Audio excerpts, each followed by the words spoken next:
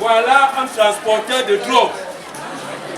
Et voici son matériel. Du cannabis, de l'alcool, des objets tranchants et 8 poignards, voilà le résultat d'une fouille inopinée effectuée dans un lycée de la ville d'Obala. De quoi donner des insomnies aux enseignants de cette localité. Nous nous sentons effrayés par rapport à tous les événements que nous sommes en train de vivre, car nous ne nous sentons plus en sécurité. Dans le but de réarmer le moral de ces enseignants, le délégué départemental des enseignements secondaires de la Lekki a fait le tour des établissements, accompagné des éléments de la compagnie spécialisée en charge de la sécurisation des établissements scolaires.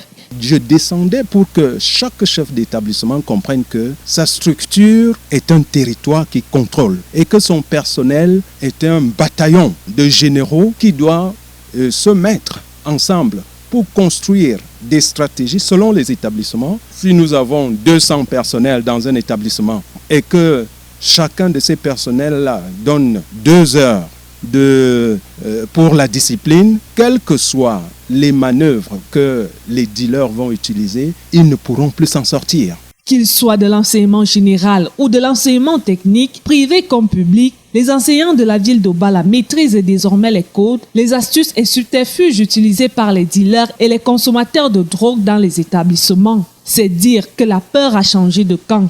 Ils utilisent beaucoup de symboles que l'homme normal ignore. Ils agissent par des signes et les policiers nous ont édifiés à ce sujet-là. Ça nous fait quand même savoir que tout ce que nous faisons est pris en compte par la hiérarchie. Il y avait des choses que nous ne savions pas, comment gérer par exemple les drogues ou comment les reconnaître, comment est-ce qu'on peut décoder les fils que nous voyons sur nos élèves et ainsi de suite. Selon les spécialistes, les codes les plus utilisés sont les lacets autour de la taille, les bracelets multicolores parfois avec des têtes de mort, le Nouveau Testament ou le Coran pour dissimuler les petites doses et les lames, et les flacons de parfum pour étouffer la forte odeur du cannabis. La présence d'un de ces objets dans le sac de classe devrait alerter non seulement l'enseignant, mais aussi et surtout le parent.